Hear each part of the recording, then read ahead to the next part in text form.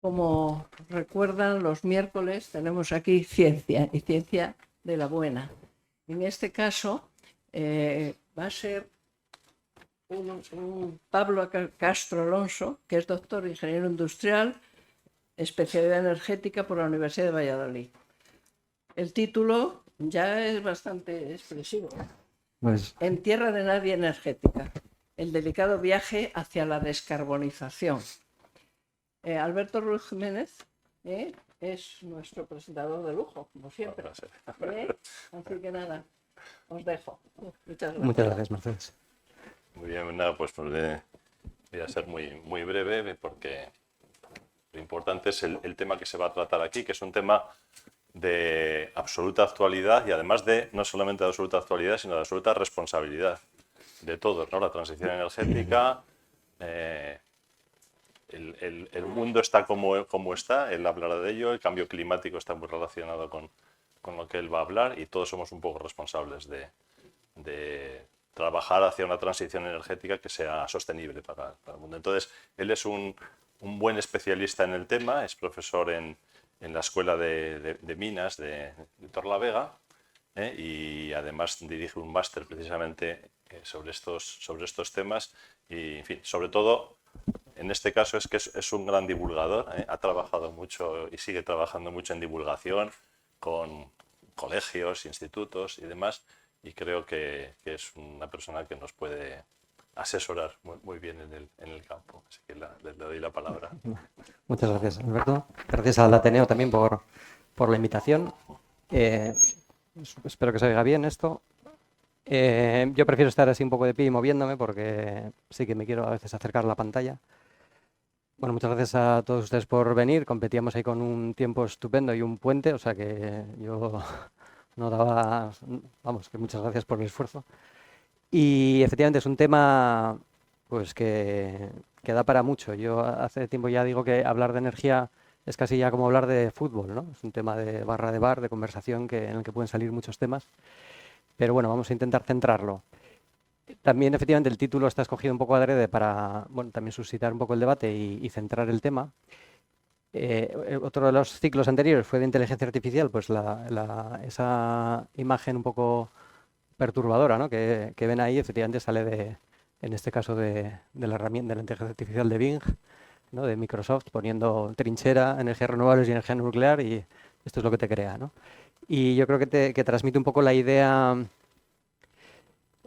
que quiero transmitir durante esta sesión, ¿vale? Que estamos en un viaje, es una transición es un viaje de un sitio a otro, que no está recorrido, por supuesto, del todo, que estamos, en mi opinión, en tierra de nadie ahora mismo, estamos un poco en un punto no muerto, pero en un punto delicado. Y entonces, bueno, la presentación va a tener una estructura como de viaje, entonces vamos a ir haciéndonos las preguntas más o menos lógicas que nos haríamos si nos dedicamos a planificar un viaje, ¿no? De tal manera que lo primero que haremos es pues, saber qué tenemos que llevar, ¿no? Bueno, la primera pregunta que ahora hablaré es ¿por qué nos vamos? Que será la primera. ¿Dónde estamos? ¿De dónde partimos? ¿Hacia dónde queremos llegar? ¿Qué rutas principales podemos tener? Algunas paradas de interés, ¿no? Que sean como temas un poco no bueno, laterales, que también creo que es importante resaltar. Hablar del presupuesto, hay que ver cuánto nos cuesta el viaje. Y luego algunas reflexiones finales, ¿no? sobre este viaje. Voy a intentar pues dar datos, es decir, ser un poco lo más objetivo posible, pero la primera pregunta que nos tenemos que plantear ya es muy, o sea, permite un amplio rango de opiniones, ¿vale? Porque claro, a la hora de hacer un viaje, a la hora de hacer una transición, la primera pregunta es ¿por qué no? No estamos, entonces yo aquí simplemente pongo cosas, indicadores positivos, indicadores negativos de los últimos bueno, pues más de 70 años, ¿no? En los que uno se puede pues, inclinar hacia un sitio o hacia otro para ser más o menos pesimista, más o menos optimista, o justificar el movimiento hacia una transición o no, ¿no? Entonces ahí, es decir, esto implica un amplio espectro de opiniones, ¿no? Desde el negacionismo férreo de esto es un cuento para tenernos controlados, a un ecologismo radical de o nos vamos ya o mañana nos morimos todos, ¿no? Pues esos dos extremos, que podríamos decir exagerados, entre medias tenemos todo tipo de opiniones más o menos fundadas y porque hay muchos argumentos para tener opiniones más o menos fundadas divergentes, ¿vale? O sea que esto no va a ir en una única dirección. Yo lo que pretendo aquí es presentar los datos que a mí me parecen que son más significativos para dar una visión de conjunto, para poder tener un criterio de decisión sobre nuestras opiniones, pues más o menos con un fundamento basado en hechos, ¿vale? Entonces, bueno, lo primero es ¿por qué nos vamos? Es una pregunta que todos nos tenemos que hacer, porque, entre otras cosas, porque ya nos hemos ido. O sea, que ya estamos embarcados en una transición energética, ya llevamos años, ya llevamos mucho dinero invertido, mucho tiempo invertido, mucho esfuerzo invertido. Por tanto, la pregunta esta sería más bien ¿por qué nos estamos yendo?, ¿no? Bueno, pues ahí lo que pongo aquí de resumen, ¿no? Pues hemos hecho grandes avances, pero a un gran precio, y eso es lo que estamos cayendo en la cuenta cada día más, ¿no? Que todo este bienestar que hemos conseguido, que es una maravilla, tiene su contrapartida en el clima y en los recursos que empleamos para llegar a estos niveles, ¿no? Y eso implica una cierta reflexión. Simplemente dos transparencias de unas cosas, no son técnicas más o menos, pero son necesarias para entender luego los gráficos que vamos a ver y la información que vamos a ver. La primera es distinguir entre energía y potencia, cosa que en principio más o menos a nivel coloquial se distingue, ¿no? Pues la energía se puede definir, aunque no es fácil definir la energía, pues como una capacidad para realizar una transformación por trabajo, calor o radiación. En unidades de joule, calorías o kilovatios hora, que es lo más acostumbrados que estamos cuando hablamos de energía eléctrica, por ejemplo. En cambio, la potencia es la capacidad de consumir o generar tanta energía por unidad de tiempo, ¿vale? Por eso hablamos de vatios, que sería la unidad así en el sistema internacional, y podemos hablar de pues que un microondas tiene 1 kilovatio, o lo que sea, una central nuclear 1 gigavatio, o lo que sea, ¿vale? Y segunda idea previa, que también creo que es fundamental para entender los datos que muchas veces nos presentan, es distinguir entre energía primaria y energía final. Porque muchas veces la información de los documentos oficiales, ¿no?, de consumo en España, pues hay que ver si estamos hablando de energía primaria o de energía final. La energía primaria es la que tenemos directamente al alcance de la naturaleza. Es una fuente de energía que nos encontramos y sin transformar, es decir, es la que nos encontramos directamente. Estamos hablando del crudo, el petróleo, gas natural, carbón, biomasa o recursos naturales como el sol, el viento o el agua. Esa energía normalmente la transformamos en algún tipo de energía final, que puede ser, por ejemplo, electricidad o calor, ¿vale? Entonces, veis, bueno, no sé si se ve muy bien, pero bueno, eso es la energía primaria en España y la energía final en España. En la energía primaria está el petróleo, está el gas natural, pero por ahí no aparece para nada la electricidad. Ese petróleo, ese gas natural, en parte se transforma en derivados del petróleo para el transporte, pero también se transforma mucho en electricidad, ¿vale? Y el gas natural pues, se puede transformar en electricidad o en calentar casas. Es decir, que hay algunas energías primarias que se pueden transformar en distintas energías finales. Por eso, a veces es un poco confuso las gráficas, ¿no? Hay que saber un poco de qué tipo de energía estamos hablando. Bien, esto ya lo único ya así de clase, ¿vale? Ahora ya vamos viendo cosas. ¿Dónde estamos? ¿Cuál es nuestra ubicación? Hay que coger un poco el histórico, ¿vale? Y todos también somos conscientes de que nuestro salto energético está estrechamente relacionado con la revolución industrial y con la capacidad de generar potencia y por tanto de consumir y generar energía, que en los últimos 100 años se ha multiplicado por 10 gracias a distintos inventos que hemos ido descubriendo o creando, ¿vale?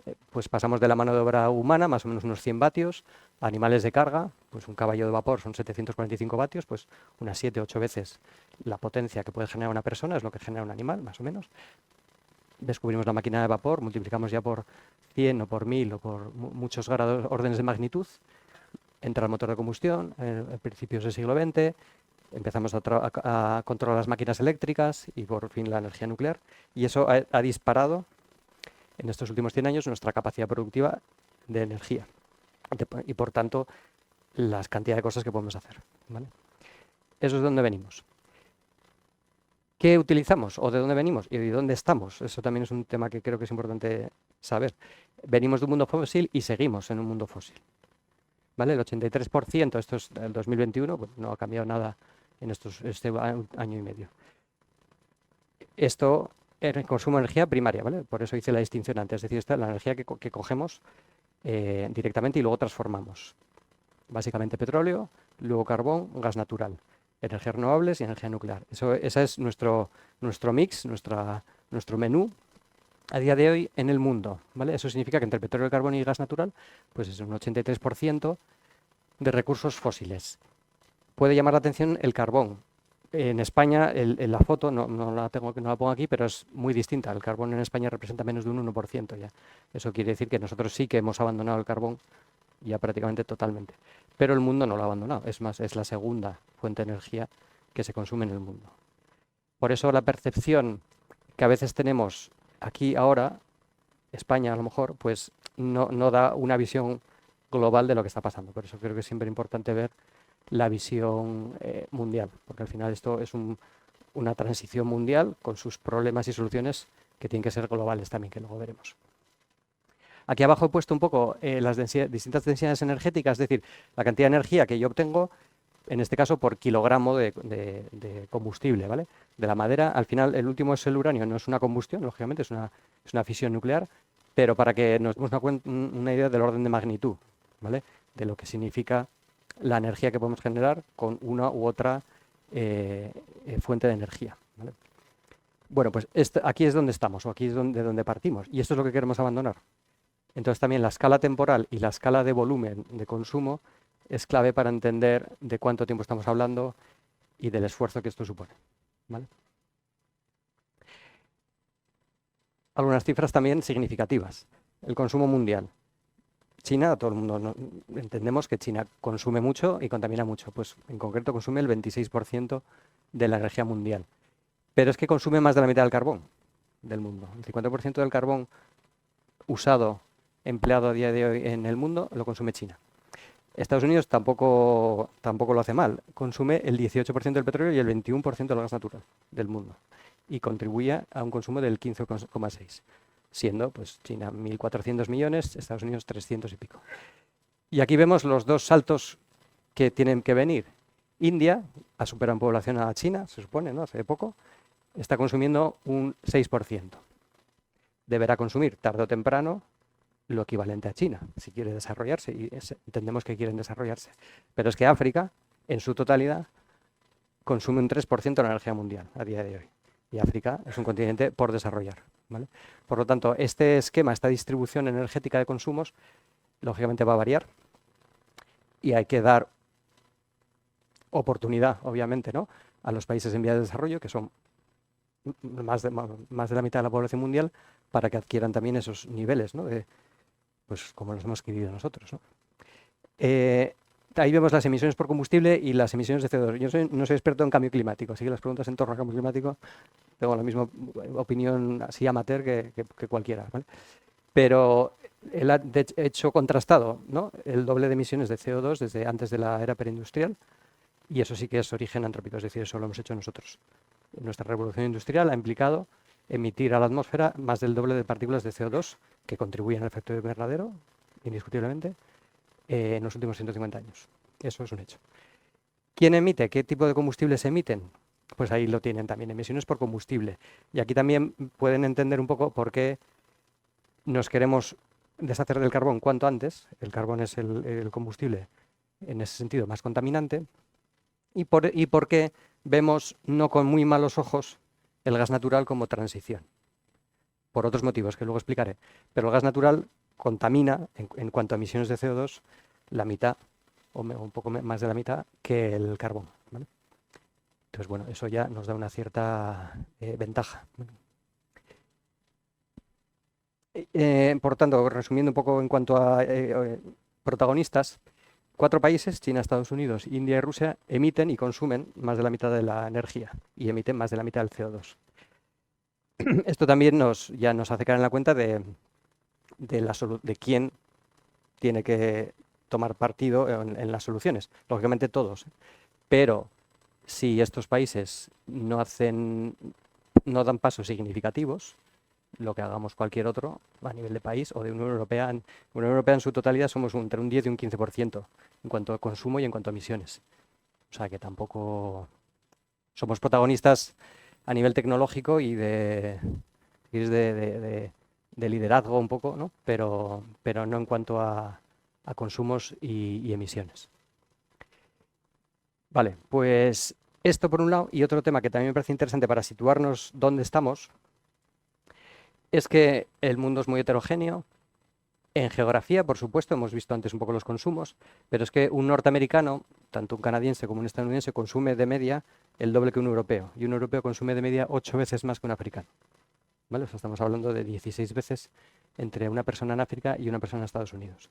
Este dato, que es consumo por habitante, no es muy preciso, porque lo que se divide es lo que consume un país entre el número de habitantes. Si es un país muy industrializado, pues tienes más intensidad energética. Eso no quiere decir que la gente tenga 15 microondas en su casa, pero sí que hay mucha industria y que al final pues eso repercute a nivel individual. Y lo que creo que me parece más importante, porque a partir de ahora iré por esta línea, por este planteamiento, es en usos. La energía, si piensan desde que se han levantado hoy por la mañana hasta que han llegado aquí, si piensan en 3 grandes bloques donde puedo meter el tipo de energía que he utilizado, al final se darán cuenta que son esos 3 usos. Es decir, utilizamos la energía para calentar comida, calentar viviendas, calentar la industria. Utilizamos la energía para movernos y mover mercancías, y utilizamos la energía en todo tipo de cosas eléctricas. Estos bloques no son inmiscibles, lógicamente. Yo me puedo mover eléctricamente, puedo calentar eléctricamente. De hecho, por ahí va la solución. Como lo que mejor sabemos hacer es electricidad renovable, es decir, electricidad sin contaminar, lo que estamos intentando es que esos quesitos de transporte y calor vayan incluyéndose en el quesito electricidad. Y aquí vienen los retos, porque esto no es nada sencillo. Porque fíjense, no sé si tenían esa percepción, yo normalmente cuando pregunto en los institutos y tal, ¿qué piensan que es el tipo de energía que más se consume? Después de decir que es calor, transporte y electricidad, pues lo dicen al revés. Primero dicen que es electricidad, luego dicen que es transporte y por último que es calor. Y no es así. En ese sentido no nos diferenciamos mucho de los hombres de Altamira, es decir, que lo que necesitamos, lo que gastamos la energía es para calentar espacios y comida. Y luego ya veremos también que la industria, que también es más de la mitad. Pero bueno, entonces tenemos que resolver esto, es decir, generar calor, transportar mercancías y a nosotros mismos y generar electricidad, reduciendo o sin emitir CO2. Vale, pues el punto de destino al que queremos llegar, pues también en el GPS, ¿no? Pues hay varios puntos de destino, a medio plazo, a largo plazo, hay varios indicadores, ¿eh? Aquí quiero destacar 2. 2 hojas de ruta, una que nos implica más directamente, que son los PNIEC, que es el Plan Nacional, el Plan Nacional Integrado de Energía y Clima, que es un plan que cada país miembro de la Unión Europea tiene que proponer a Europa en este caso para la siguiente década, hasta el 2030. Estamos todavía cambiando la versión y cada versión es, en este sentido, más exigente en cuanto a compromisos. Y ahora lo veremos. Y también hay un planteamiento, una hoja de ruta más amplia, más a largo plazo, de la Agencia Internacional de Energía, que es el escenario que necesitaríamos tener, o lo que necesitaríamos tener, para llegar a un 2050 con 0 emisiones netas de CO2. Resumiendo mucho, cada una de lo que plantea el PNIEC y el Net Zero, pues el PNIEC, reducir las emisiones con respecto a 1990, el 42% de energías renovables sobre el uso final de la energía, ¿vale? Eso también, o sea, no sobre la materia, sobre la energía primaria, sino la final. 39,5% de mejora en eficiencia y un 74% de energía renovable en la generación eléctrica, ¿vale? Andamos por un 40 o así, pero bueno, esto podría ser más o menos asequible. Y ahí ven el quesito que la propia Agencia Internacional de Energía marca como ideal para el 2050 si queremos quitarnos de encima las emisiones. Gran presencia, bueno, al final es un tercio más o menos de la eólica, con un gran despliegue, sobre todo en la eólica marina flotante, que es un tema que todavía no está en desarrollo, pero para los próximos años se pretende un gran despliegue. La fotovoltaica, que seguirá creciendo, la fotovoltaica va creciendo más rápido que la eólica anualmente. Otras renovables, que cualquier contribución pues será siempre más minoritaria. Otra idea intuitiva que que habría que tener es que nuestra fuente primaria de energía renovable es el sol a todas luces, salvo para la geotermia y las mareas, si queremos. Pero la biomasa, plantas del sol. El viento, generado por corrientes, cambios de temperatura en la atmósfera, el sol. Las mareas, las olas, viento, el sol. O sea, al final. Y es la única fuente realmente que tiene 1000 o 10.000 órdenes de magnitud por encima de lo que realmente nosotros consumimos. O sea que el sol, como fuente de energía, de la energía que llega a la Tierra, sí que tiene gran potencial. El resto, la eólica, pues ya participa en un porcentaje mucho menor. Y el resto, aunque aquí veamos los temporales, ¿no?, y las grandes olas y tal, pues eso al final a nivel mundial es muy poco lo que se puede aportar por la densidad energética que tiene. Tiene muy poca densidad energética. Bueno, pero me quería centrar también que plantea la nuclear con un 10% también, ¿vale? Para 2050. Luego hablaremos de la nuclear. ¿Qué rutas tenemos entonces? Pues las rutas son fáciles. Una vez viendo los usos, pues tendremos que tener una propuesta para la electricidad, una propuesta para el calor y una propuesta para el transporte. Y son distintas, porque no podemos resolver las tres cosas con la misma solución, ¿vale? En cuanto a electricidad, esta es la mejor de las noticias, ¿vale? Sí que sabemos hacer electricidad sin contaminar, pero ya lo sabemos hacer desde hace 100 años. La hidráulica tiene una gran contribución en el mix eléctrico desde hace muchos años y es la renovable, pues, clásica. Lo que pasa es que no tiene ya gran desarrollo porque ya está muy explotada, ya no hay grandes sitios donde seguir poniendo hidráulica. Y lo que está creciendo son las nuevas renovables, que es la eólica y la fotovoltaica. Y entre estas tres implica más o menos el 90% de la energía renovable eléctrica en el mundo, ¿vale? Y esto es lo que queremos seguir creciendo, es decir, esto es lo que queremos seguir, que en la próxima década y en las próximas décadas, pues la electricidad vaya desapareciendo. En la gráfica tienen nuestro mix del 2021, para que vean también lo que nos queda por recorrer, ¿vale? La eólica sí que hemos tenido un gran despliegue y de hecho ha superado a la hidráulica, que era la clásica renovable con más capacidad instalada. Ya, la eólica ya la ha superado hace tiempo y la fotovoltaica le va a la zaga y en pocos años la adelantará también en la hidráulica. Pero no sé si saben que las renovables no gestionables necesitan un cierto respaldo y ese respaldo es fósil, necesitan ciclos combinados, necesitan gas natural, quemar gas natural.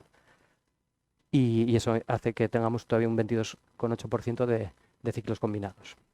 Nosotros también tenemos solar térmica, que es una singularidad también en España, pero, o sea, solar térmica para producir electricidad y tenemos nuclear, ¿vale? Bueno, pues esta es la buena noticia. Sabemos hacer electricidad renovable y entonces lo que vamos a intentar es electrificar la economía, que es la frase en la que se resume esto, todo lo que podamos. En cuanto al transporte, aquí ya no digo un transporte renovable, o digo un transporte limpio, pues porque en principio a día de hoy no sabemos electrificar todo el transporte que tenemos y parece que no va a ser posible, ¿vale? Aquí ven las emisiones de CO2 por tipos de vehículos, ¿no? Vehículos de pasajeros, lo que más contamina, por volumen también, transporte por carretera, aviación, marítimo, otros, y tren. El tren sería la alternativa perfecta porque el tren está electrificado en su mayoría y, por tanto, si procede de electricidad renovable, pues sería la alternativa mejor. Pero a día de hoy no sabemos hacer un Boeing 747 eléctrico y no parece que lo sepamos hacer nunca, ni un carguero eléctrico. Por lo tanto, tendremos que ir parte vehículo eléctrico, vehículos ligeros, otro tipo de soluciones, pero tendremos que ir a biocombustibles para el transporte aéreo, tendremos que ir a hidrógeno, luego hablamos del hidrógeno, o gas natural. Otro tipo de soluciones que podamos ir teniendo, pero esto sí que va a tener que ser un mix que a día de hoy es complicado, ¿vale? Para intentar solucionar ese 30% del problema. Luego hablaremos de pautas de consumo, que esto lógicamente abre otro melón, es decir, si dejáramos de volar en avión, pues acabarían los problemas, pero eso es lo que hay que ver si estamos dispuestos. El calor. Entonces el calor sí que es complicado porque implica el 50% del problema. Ahí tienen el quesito en el que se distribuye un poco en qué usamos ese calor.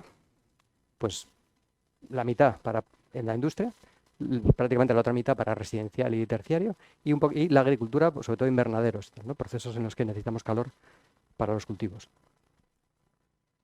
En residencial podemos hacer cosas, ahora está muy de moda la bomba de calor, es lo que se está intentando poner como alternativa a las calderas de gas natural. Se hará, Europa plantea 60 millones de bombas de calor en los próximos años, se hará, pero no se puede sustituir todo el gas natural por bombas de calor. Y sobre todo, la parte industrial es lo que es más complicado. Hay procesos que necesitan intrínsecamente carbono, por tanto necesitamos hidrocarburos.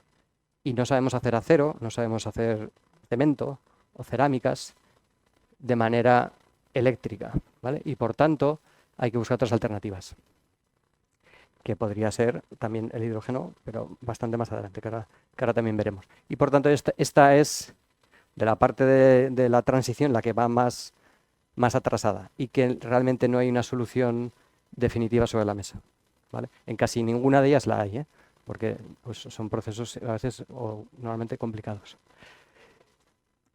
Esta es la cuarta pata que un poco sirve para las otras tres. Las tres importantes son estas: electricidad renovable, calor y transporte limpio, ¿no? En cambio, y la eficiencia energética contribuye a mejorar en todo, claro.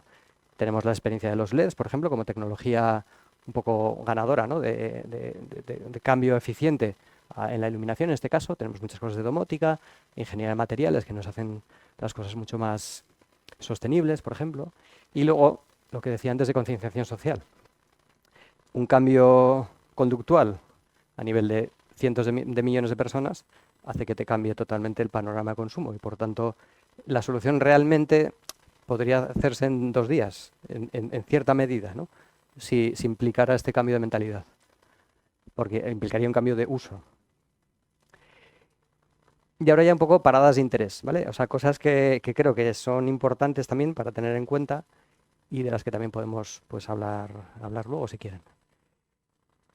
Primero la nuclear, ¿no? ¿Hasta cuándo la energía nuclear? Un tema también controvertido. De hecho, por ejemplo, ya hemos visto, ¿no?, toda la discusión en el seno de la Unión Europea sobre la taxología de la energía de la nuclear, si se incorporaba dentro de los fondos verdes para la transición energética o no. Al final se incorporó también gas natural controlando los niveles de emisión.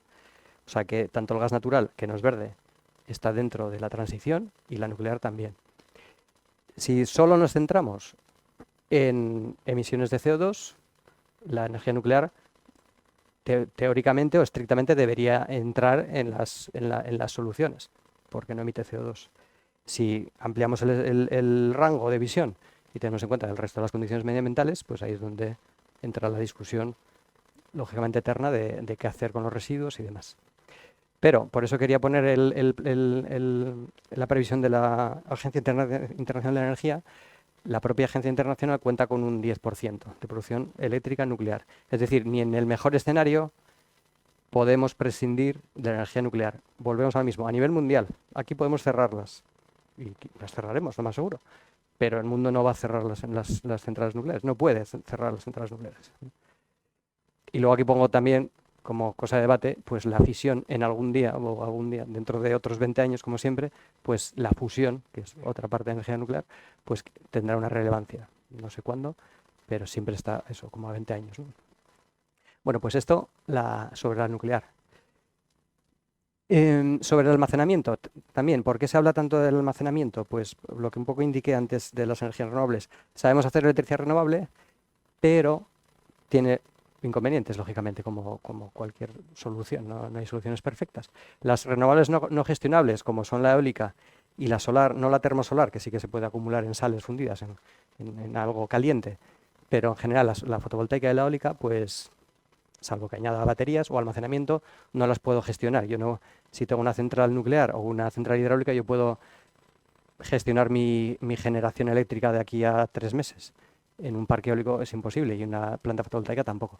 Por lo tanto, necesitan o respaldo de ciclos combinados, respaldo fósil, o acumulación para hacer más flexible el mix eléctrico. Porque no podemos, la red eléctrica, sobre todo, tiene que garantizar la seguridad de suministro y la calidad. Es decir, no podemos añadir una serie de elementos que debiliten el sistema eléctrico, ¿vale? Por lo tanto, hay que hacerlo bien. Y eso implica acumulación y respaldo. Un nuevo modelo de generación, ahora hablaremos también del autoconsumo, bombeo, aquí tenemos Aguayo, ¿no?, que estamos pues siempre hablando a ver si se amplía Aguayo o no se amplía Aguayo, baterías químicas, bueno, hay varias opciones.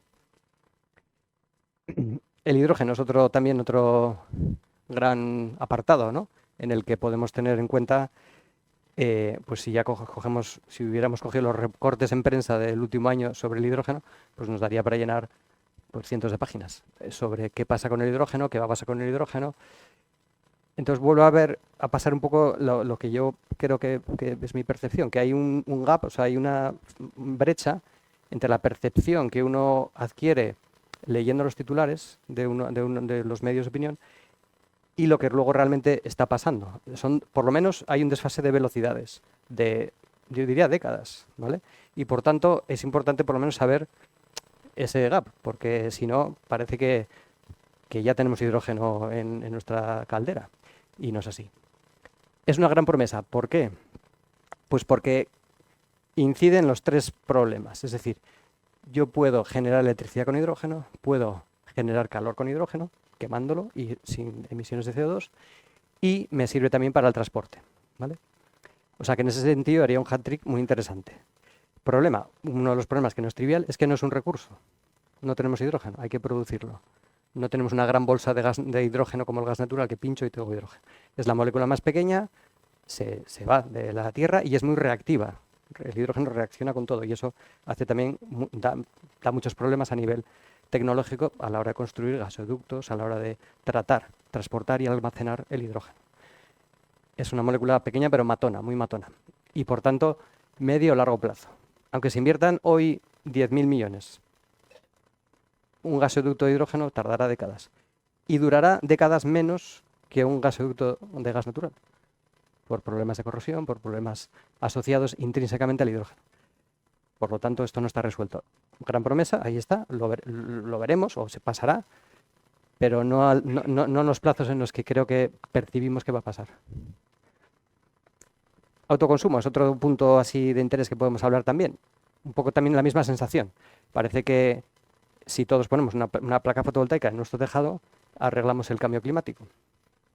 Y vuelve a ser que no, porque lo que estamos arreglando es esa parte eléctrica. Si además me pongo una bomba de calor y tengo un vehículo eléctrico, vale, pues entonces ya sí, tengo una bomba de calor en casa y un coche eléctrico y placas fotovoltaicas, vale. Pero eso lo podemos hacer los 8.000 millones de personas. Eso no es una solución global. Por tanto, aportará. Lo más interesante creo que cambia el modelo cambia las reglas de juego, ¿no? Pasamos de unos grandes generadores eléctricos y millones de consumidores a tener lo que se llama ahora prosumidor, que es gente que consume y produce, con todas las ventajas y posibilidades que eso permite, ¿no? Como comunidades energéticas y tal. Bueno, muy interesante el autoconsumo dentro de la transición. Independencia energética también, pues otro gran tema que da a mí, o sea, en esto que he hablado al principio, perdón, de por qué nos vamos, creo que es importante que todo el mundo tenga su propia idea de por qué nos vamos, ¿no? O si merece la pena irse. Y yo creo que, independientemente del aspecto medioambiental, este es un tema muy importante para considerar la transición, ¿vale? España depende un 70% del exterior en cuanto a energía. 10 puntos más porcentuales más que en la media de la Unión Europea, que está en un 60%. ¿Eso es un problema o puede llegar a ser un problema? Desde luego lo que es una dependencia. O sea, nos quita libertad a nivel de país. Y la producción renovable en ese sentido sí que es por definición nacional, porque la generas y la consumes en el mismo sitio donde la produces. Estas son dos fotos, alguna ha cambiado por todo el tema de la guerra de Ucrania, lógicamente, importación de gas natural y de crudo en España. Nuestro proveedor típico de gas era Argelia, teníamos 2 gasoductos, saben que se ha cerrado uno, y ahora nuestro proveedor principal es Estados Unidos y por barco. Es decir, hemos cambiado el modelo, hemos pasado de gas natural por tubo, por gas, a gas licuado por barco. Como tenemos 6 y ahora 7 regasificadoras con la del Musel, pues eso nos ha puesto en una situación bastante ventajosa como entrada de gas natural no solo a España, sino al resto de Europa, aunque tenemos también poca conexión con el resto de Europa. Bueno, pues esa foto a nosotros curiosamente, hemos aumentado nuestra dependencia del gas ruso, aunque procentualmente no es mucho, pero el caso es que sí que ha aumentado en este último año. Pero bueno, tenemos un mix más o menos variado y en crudo un poco lo mismo también, ¿vale? Tenemos un montón de países de los que dependemos. Entonces, la independencia energética también es un motivo importante para valorar o sopesar los esfuerzos económicos y sociales que tenemos que hacer para esta transición. Economía circular es también otro gran tema en el que se puede hablar de muchas cosas. Ahora, antes eran 3 R's, ahora ya vamos por las 7, no sé, a ver, se inventarán más R's, porque es cuestión de poner... Pero bueno, hay todo tipo de R's. Aquí, ¿qué es lo que me interesa sobre todo? El tema de las materias críticas, de las tierras raras, ¿qué les sonará? Es decir, ¿qué problema puede pasar? Que en esta transición no hayamos aprendido lo suficiente de las anteriores y caigamos en nuevas dependencias. Dejar de depender del petróleo y pasar a depender de tierra rara que se utiliza para los imanes permanentes de los aerogeneradores, o cobre, litio, bueno, las cosas que ya les suenan, que van a ser esenciales para la transición.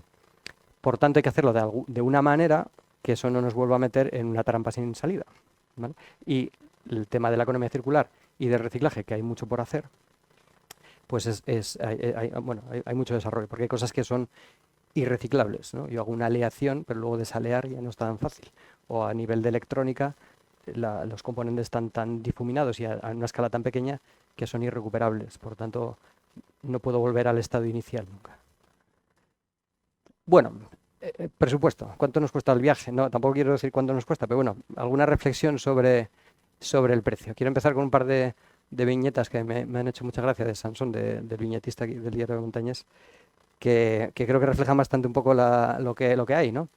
Pues eso, la energía ni se crea ni se destruye, solo se encarece, que eso es uno de los principios de la economía, más bien, no de la termodinámica, pero sí de la economía. Y este me parece mucho más ingenioso, es decir, pues ahí esta pareja comprando una cocina y dice, bueno, ¿se decantan por la cocina Víctor cerámica eléctrica o prefieren gas natural? No somos capaces de decirnos porque estamos peces en geopolítica. Esto nos puede pasar exactamente lo mismo con la pregunta, ¿me compro un coche eléctrico o no? La decisión no es el modelo, no es si me gusta más el azul que el verde. O sea, no es una decisión técnica muchas veces, ni estética, es una decisión geopolítica. O sea, de que no tengo ni idea de lo que va a pasar dentro de 1 año, 3 años, 5 años, cuál va a ser el despliegue, hasta qué punto, ¿vale?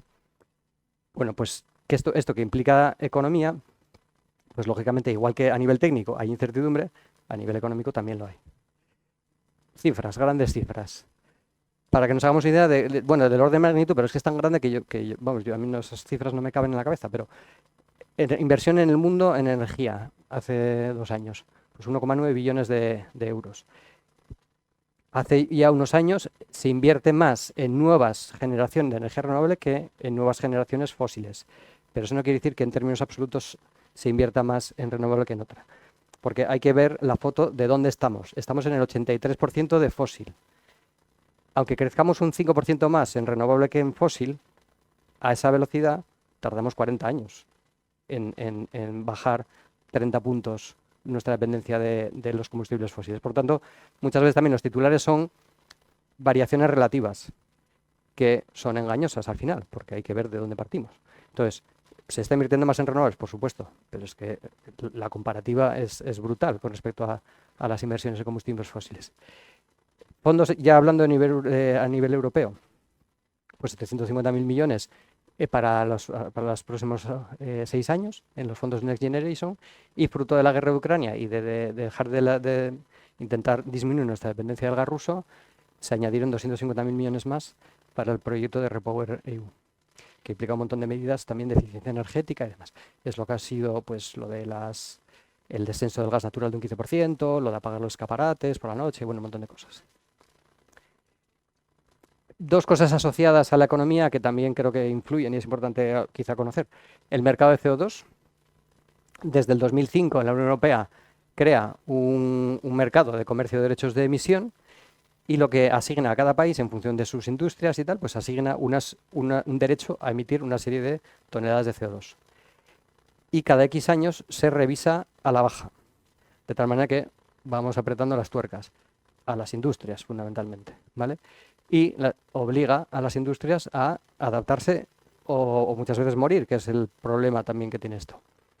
Otro problema que tiene esto, que es un mercado y por tanto especulativo, porque claro, yo puedo necesitar más emisión, o sea, emitir más, y o me pone una multa, puedo comprar a otro que tiene bonos, o sea, que tiene derechos de emisión, pero no emite tanto.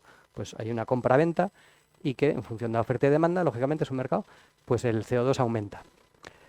Problema, que esto es Europa, esto lo hacemos en Europa. Si este mercado fuera mundial, hay intentos, pero lógicamente con todas las complejidades que esto tiene, pues tendría mucho más sentido. Si es europeo, pues nos implica deslocalización de industria, pues porque si yo produzco en Europa y me voy a tener que pagar unos derechos de emisión y me voy a Marruecos y no lo tengo que hacer, pues me voy a Marruecos. O tener que poner aranceles, ¿no? Pues porque al final lo que nos viene fuera de la Unión Europea es más barato precisamente por estos no tener que pagar estos derechos de emisión. Bueno, intentos, yo creo que bien orientados de penalizar las emisiones, pero si aprietas por un sitio, te sale por otro, ¿no? Y luego ya, simplemente anecdótico de la factura de la luz, aunque esto sí quedaría para muchas cosas. Lo único, lo del tope del gas que nos pasó el año pasado y que simplemente para ver la ligazón, esto aquí ven los precios de la evolución de precios del gas y de la electricidad. Con la foto ya que hemos visto de el porcentaje de ciclos combinados que tenemos para producir electricidad, que implican gas natural, un incremento del precio del gas natural automáticamente implica un aumento en el precio de la electricidad. La factura de la luz tiene esas tres partes, ¿no? Parte de lo que cuesta realmente la energía, luego peajes e impuestos, muy difíciles de descifrar. Pero bueno, hay una relación, lógicamente, entre el precio del gas y la electricidad. Si se topa el gas, es decir, si se dice que máximo 40 o 60 euros para pagar el gas, no quiere decir que al que me lo vende le voy a comprar más barato, sino que luego ese margen que queda lo vamos a pagar entre todos en las facturas de la luz, que es lo que nos está llegando desde que se topó el gas. Pero el ahorro que supone en nuestra factura, porque la electricidad ha bajado, nos ha compensado. O sea, el balance es positivo. Lo que te baja el precio de la electricidad frente a lo que tienes que subir por acabar de pagarle el precio del gas real al que te lo vende, pues está compensando, ¿vale? Pero esto también tiene sus días contados. De hecho, ya la Unión Europea nos ha dado algún coscorrón de intervenir, esto al final es intervenir los mercados. Bueno, yo no sé cómo hay de tiempo, pero yo creo que más o menos. Esto ya para acabar. ¿Ha llegado a su destino? Bueno, pues, a ver, aquí simplemente lo que quiero plantear es que no, ¿vale? O sea, que somos nómadas energéticos, es decir, toda la vida o la historia de la civilización ha implicado una dependencia, lógicamente, de los recursos naturales, ¿no? Y materiales y energéticos, o minerales y energéticos, y eso va a seguir siendo. Creo que hay una visión un poco ficticia de, bueno, vamos a hacer todo esto para que podamos llegar al 2050 y pudiendo consumir todo lo que queramos y seguir viviendo con los niveles de vida que tenemos. Eso es ficticio porque no se trata de, o sea, no se trata de eso, no se trata de voy a cambiarlo todo para que quede todo como está, ¿vale? Sino que somos nómadas, o sea, siempre nos hemos adaptado a los cambios y, por desgracia, nunca hemos soltado ninguna de las fuentes energéticas que hemos adquirido. La primera ha sido la madera, y ahí seguimos con la madera, ahora la llamamos biomasa y está en auge. Y el carbón, ya ven que todavía no lo hemos soltado y queda mucho. O sea que realmente lo que estamos haciendo, somos acaparadores de fuentes de energía, de momento. Vamos a ver si somos capaces realmente de soltar alguna de ellas, ¿vale? Sobre todo las más contaminantes. Pero creo que el planteamiento de fondo, es decir, o sea, que lo que te transforma es el viaje, yo creo que eso es una idea que me parece interesante o sugerente, que es que de las transformaciones que puede generar este cambio es una mentalidad, es decir, que al final no va a ser una tecnología salvadora, posiblemente, sino la mentalidad que hayamos conseguido transmitir a las siguientes generaciones sobre nuestra relación con el planeta, ¿vale? Y nuestra relación con el planeta debería ser más armónica, o sea, es decir, entender el mundo como un bien a proteger, no como una fuente de recursos a explotar.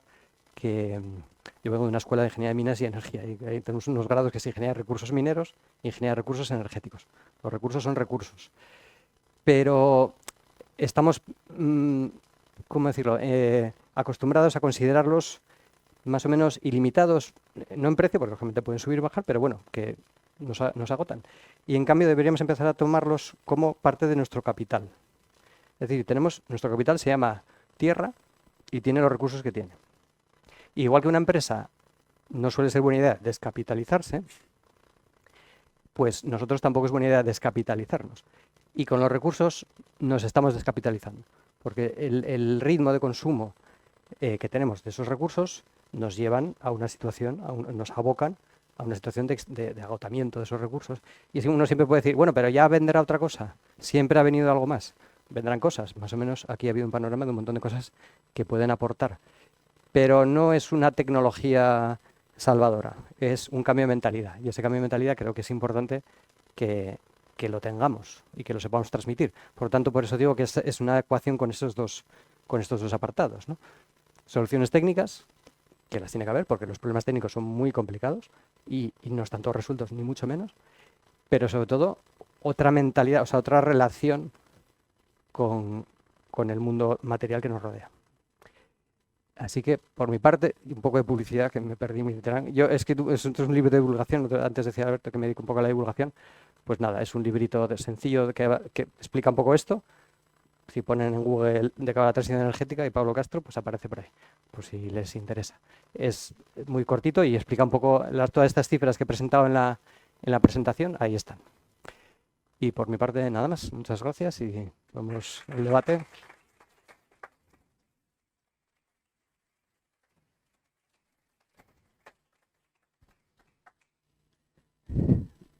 Pablo, yo creo que has sido muy didáctico. Claramente se nota que te dedicas a la divulgación y seguro que hay muchísimas preguntas. No sé si se atreverán a plantearlas, pero bueno, es su turno.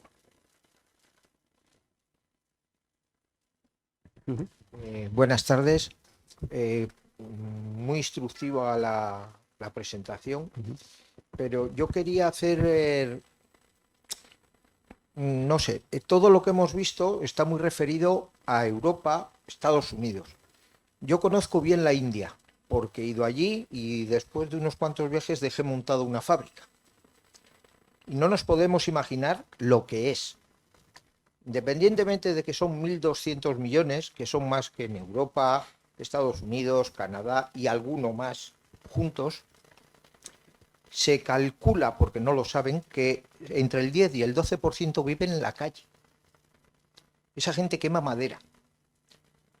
A nivel industrial, yo que fui a montar una fábrica, hemos visto hace 2 semanas que el G7 ha estado reunido allí. Parecía un país maravilloso. A mí hasta el 10º viaje no me llevaron a los pueblos reales de la India. Y dan verdadera pena. Y no vamos a ver, no puedo decir que no lo vamos a conseguir, pero mientras nosotros nos esforzamos y gastamos miles de millones para reducir un poco, para que ellos lleguen al 50% de nuestro nivel de vida, la cantidad de CO2, de energías que van a gastar son increíbles. Entonces, ¿cómo piensa Europa, Estados Unidos, Canadá, Japón luchar contra eso? Pues sí, es la pregunta del millón. O sea, yo lo que pretendo a veces con este tipo de cosas divulgativas es dar a entender que hay que dar argumentos para todos los agentes importantes para sentarse a la mesa. Si tú tienes que conseguir sentar a la mesa a toda la población mundial, representada fundamentalmente por China, India, estos países, y entras con un argumento tipo Europa de vamos a poner mercado de CO2 ya, vamos a poner una serie de trabas al desarrollo porque nosotros ya nos hemos desarrollado, claro, te has quitado de la mesa a los agentes más importantes y que van a tener el poder de decisión tarde o temprano. Y eso es un problema y por tanto tienes que, o sea, por eso decía lo del panorama heterogéneo, hay que dar las velocidades adecuadas a las partes implicadas adecuadas y no puedes asfixiar. Es decir, no podemos, nosotros sería muy injusto por nuestra parte haber basado 2 revoluciones industriales, una en el carbón y otra en el petróleo, y haber llegado a estos niveles de vida y ahora cortar la escalera de ascenso a 3.000 millones de personas o 4.000 millones de personas. Por tanto, esa no puede ser la solución. Y luego me refiero también a heterogéneo en el sentido de que hoy, ahora mismo, en el planeta hay como unos 1.500 millones de personas, más o menos, en el mundo occidental, que queremos dejar de producir electricidad contaminante o dejar de contaminar, pero hoy y ahora, en este mismo momento, hay 800 millones de personas que no tienen acceso a la electricidad. Es decir, que ese problema no existe para ellos porque no saben ni siquiera lo que es la electricidad. Y evidentemente lo sabrán porque querrán desarrollarse. Por lo tanto, es un problema de velocidades y es un problema, creo que es un problema muy complejo geopolítico de conseguir dar argumentos suficientes a todos que puedan, por decirlo, transmitir a sus países correspondientes. Entonces, por eso los grandes fracasos de las COPs, ¿no? Las reuniones estas de clima, pues al final tú juntas 190 países a discutir y cada uno viene con su mochila de dificultades, de idiosincrasia y tal, y eso es muy complicado llegar a unos acuerdos. Y cuando, a veces pienso, ¿no? que cuando el mundo occidental un poco demasiado bien acostumbrado, ¿no? Pues plantea unas soluciones como diciendo, bueno, es que esto hay que acabar, ¿no? Pues claro, estoy diciendo, ¿no? ¿Pero qué me estás contando? Si es que nosotros estamos lo que plantea usted, ¿no? O sea, estamos en otro nivel. Ujú.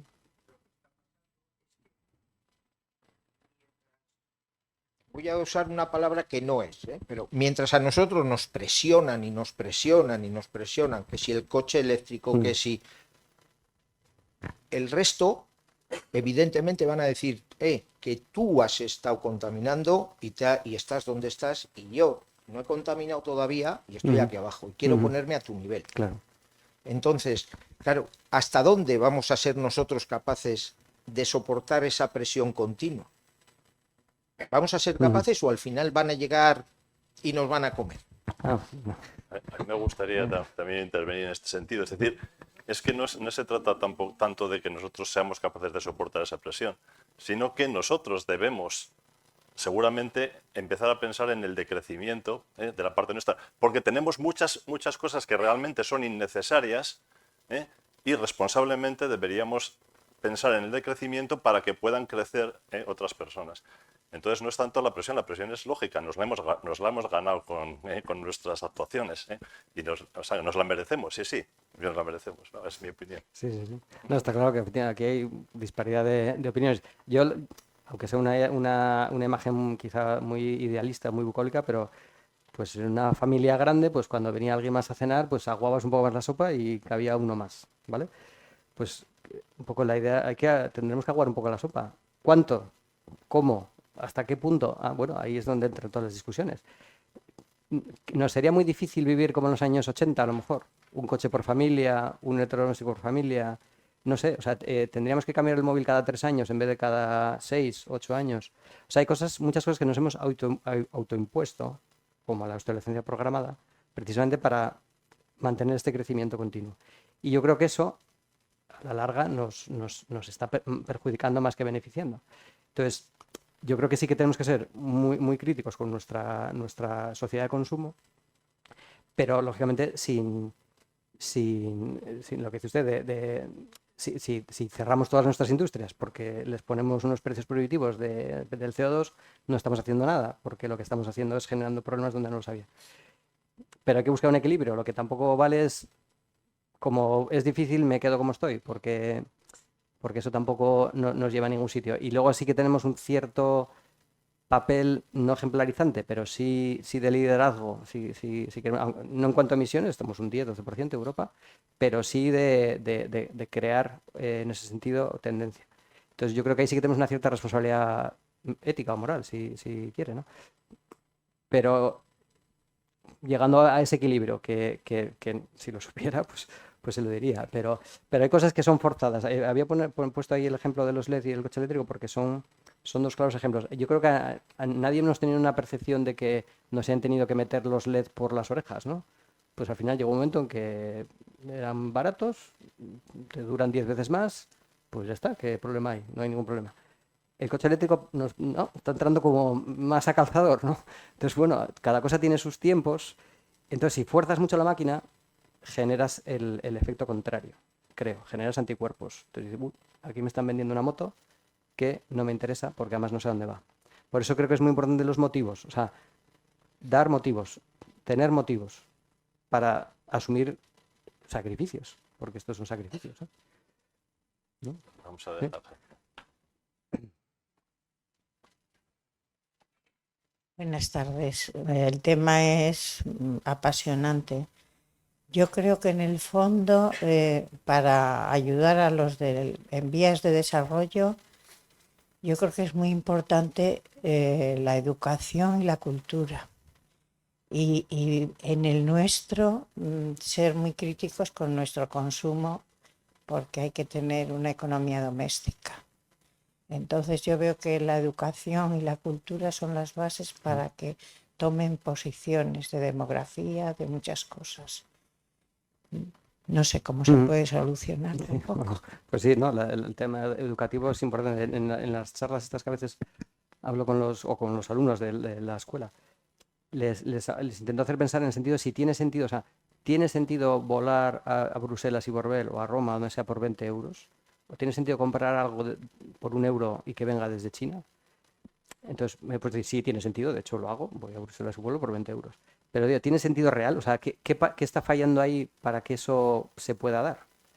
Porque si vamos al fondo, no tiene sentido. O sea, no tiene sentido ni económico, ni material, ni como recursos, ni entendiendo la economía de escala. Es decir, si para que algo pueda comprar algo desde China por 1 euro, tiene que haber miles de barcos mercantes con miles de contenedores moviéndose por todos los lados, para que a mí en vez de 3 euros me cueste 1, pues eso, ahí hay una desproporción. Y si yo puedo volar y contaminar y todas estas cosas que al final implican los vuelos por un precio irrisorio, desde luego no estoy fomentando lo contrario, estoy fomentando precisamente eso. Entonces creo que ahí sí que hay margen, hay margen. Cosas que lógicamente chirrían. Y dices tú, pues penalizamos los vuelos cortos y fomentamos el tren de alta velocidad, ¿vale? Pues es una opción. ¿Hasta dónde fuerzas para que la gente lo asuma y lo entienda como algo bueno, como algo positivo y lo haga propio? Es lo que creo que es un arte y que a veces no lo hacemos. Y los titulares en general no ayudan, porque los titulares son muy o todo o nada, son muy simplistas, ¿no? ¿Sí? Según he entendido, los que mandan en el mundo son los que más contaminan y nos dicen a nosotros qué es lo que tenemos que hacer para vendernos la moto y nos hacen cerrar unas centrales nucleares, todo del carbón, en fin, nos están marcando el camino. Pero son los maestros los que dominan el mundo, los que más contaminan y los que más llevan el camino a ese consumo desaforado. Por ejemplo, hay una cosa que no hablamos nunca. ¿Por qué los automóviles, que yo pienso que es el mayor adelanto del mundo el tener un automóvil para una persona, para una señora en el campo, cualquiera, o aquí, o en Santander, tenerlo, pero ¿por qué los motores cada día más grandes?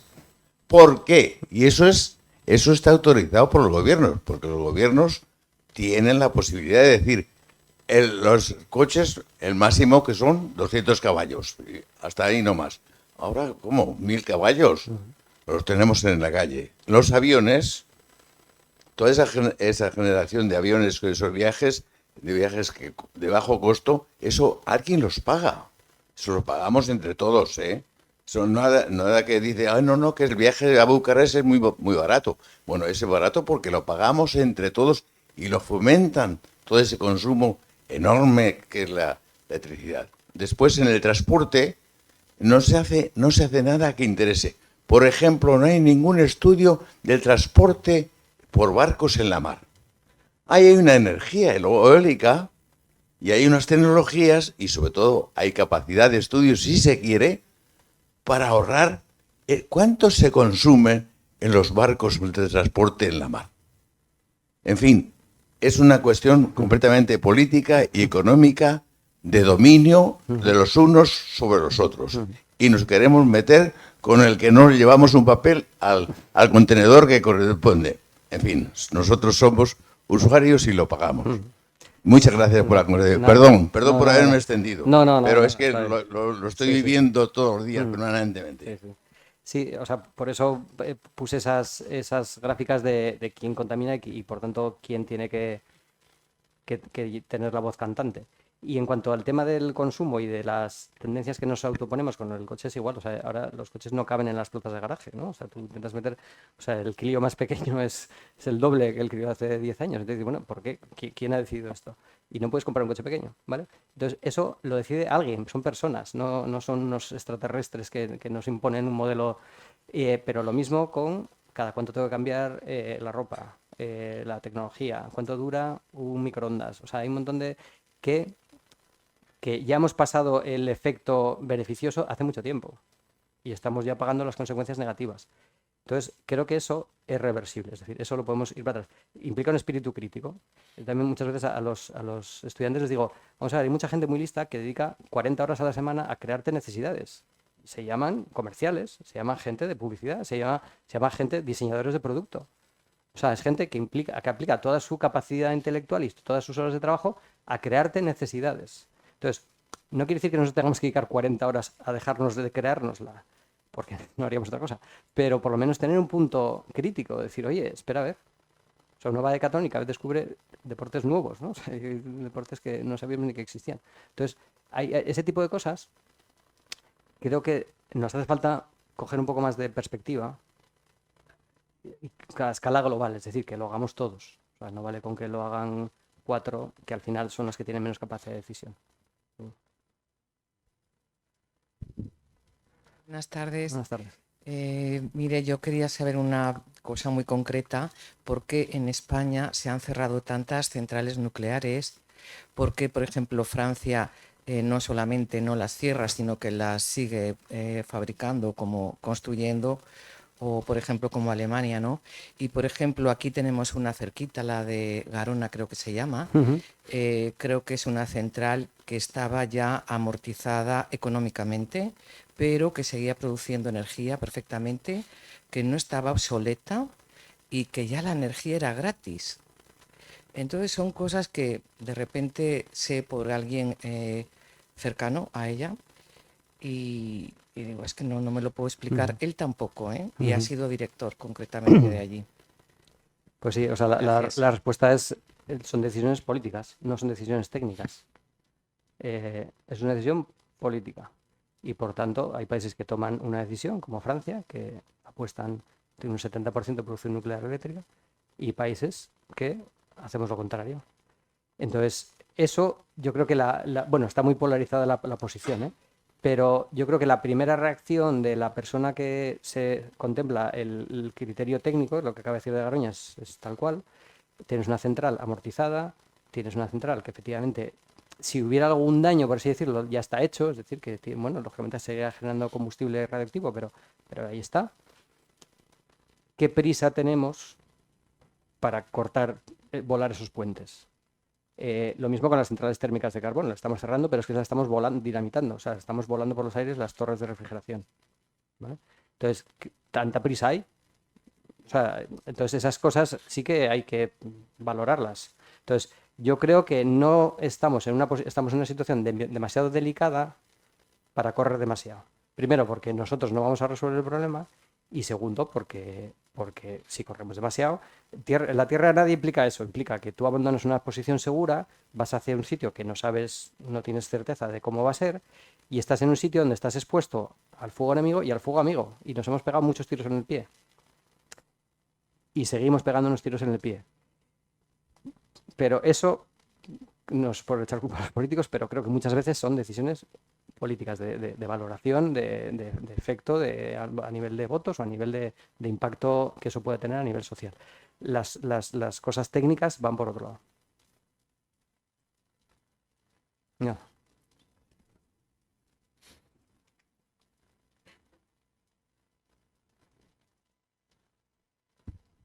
Vamos a ver, ahora que viene el otoño y después el invierno, ¿qué sistema de calefacción nos recomienda que no gaste mucho, que no contamine?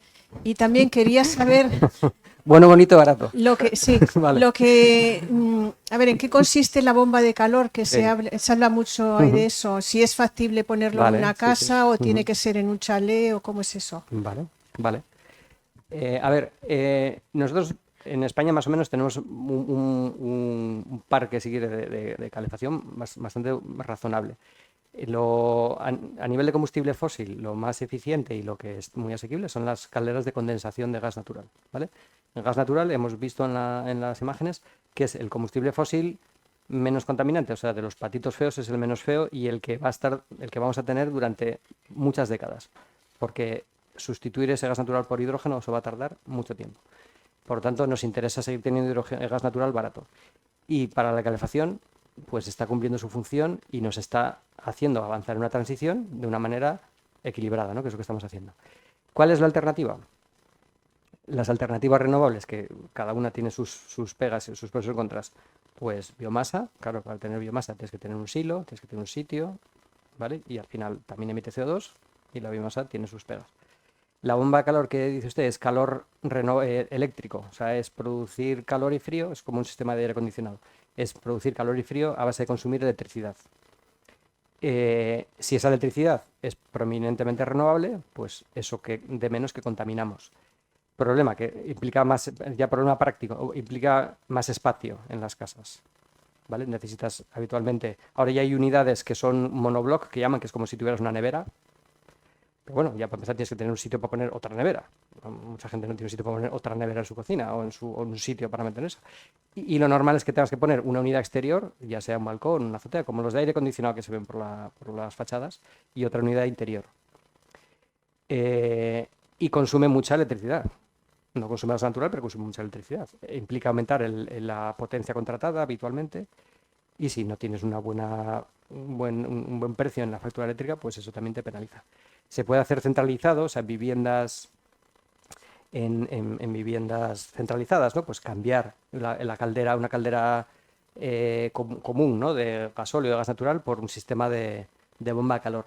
Pero sigue sin, bueno, aparte que es mucho más caro, ¿vale? O sea, estamos hablando del doble o el triple de precio. Requiere mucho espacio a nivel de usuario, o sea, de la gente. Entonces eso irá entrando, pero yo entiendo sobre todo en vivienda nueva muchas veces y en sitios donde te lo puedes permitir. De momento, si no tiene caldera de condensación, sí que le diría, bueno, y si no es, y si es más o menos vieja su caldera, pues una caldera de condensación. Pero no me complicaría mucho más la vida, para este invierno por lo menos.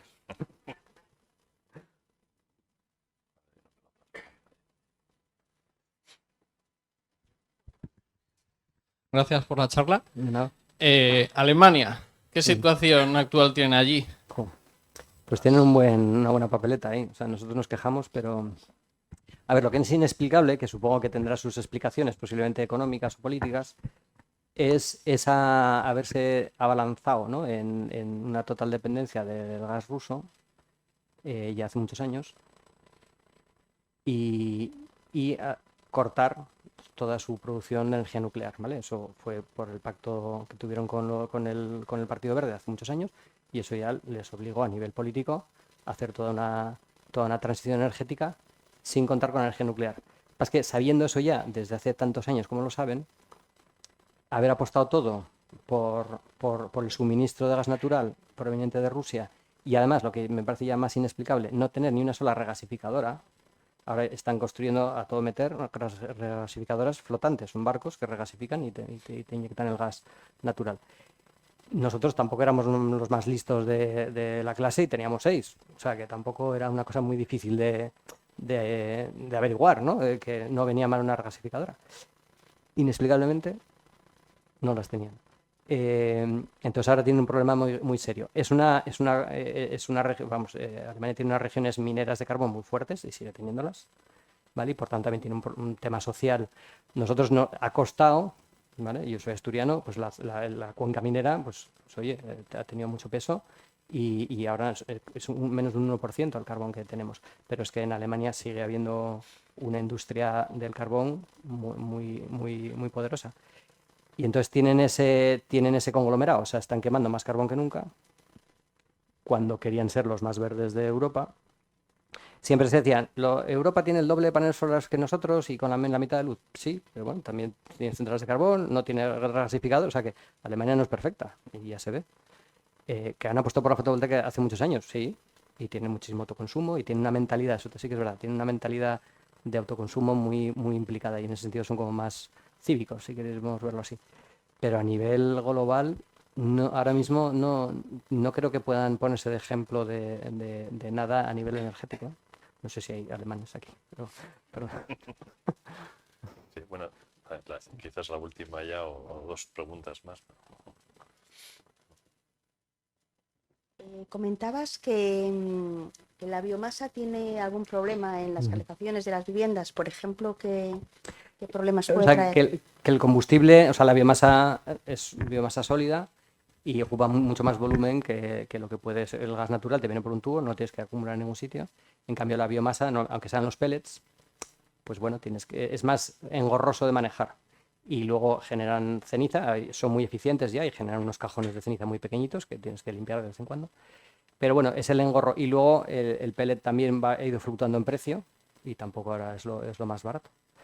Y en una caldera, o sea, quizá para una solución de un edificio, pues eso sí, pues si tienes esos accesos, es decir, si tú tienes una sala de calderas que efectivamente viene a derecho, que puedas poner un silo y que te venga un camión y te descargue por una tubería en tornillo sin fin y que te descargue la biomasa ahí y a nivel de vecinos tú ni te enteres, pues eso puede ser una solución. A nivel particular, si vives en un sexto, pues ponerte una caldera de biomasa, pues hombre, es un poco más aventurero, ¿no? A ver, si es una casa de una finca o lo que sea.